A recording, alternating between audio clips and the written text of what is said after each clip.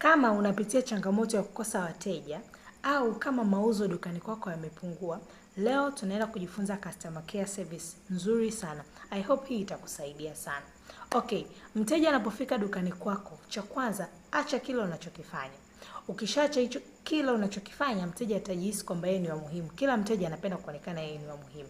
Acha kile unachokifanya alafu msikilize. Mwambie karibu, nikusaidie nini leo au unahitaji nini kutoka dukani kwetu. Baada ya hapo, mpe muda mteja wa kujieleza. Muache yeye ajieleze kwanza kabla wewe hujajieleza zaidi. Mteja atajieleza bidhaa anayotaka. Muda mteja anajieleza, unatakiwa uzingatie mambo mawili.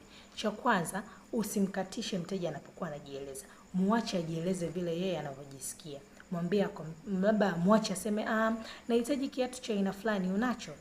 Muache yeye mteja ajieleze, wala usimkatishe. Au kama unamwona mteja ana aibu sana, ni vizuri sana usimwangalie machoni. Hiyo itampa confidence ya yeye kujieleza na atajisikia vizuri na atajisikia furaha pale anapokuwa anajieleza.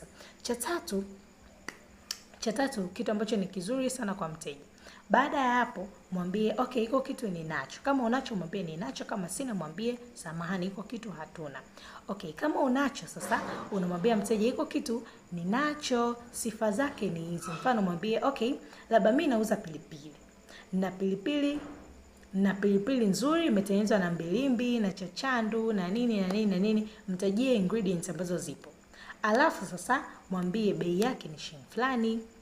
Mteja anapenda sana kuchagua. Mfano, ni vizuri kutengeneza bidhaa ambazo zinampa mteja kuchagua. Mfano, unakuwa unatengeneza pilipili, unatengeneza aina mbili yani mfano. Unamwambia na pilipili hii na pilipili hii. Hii inawasha sana, ni kwa ajili ya wale ambao wanapenda pilipili inawasha. Lakini hii haiwashi sana, lakini ingredients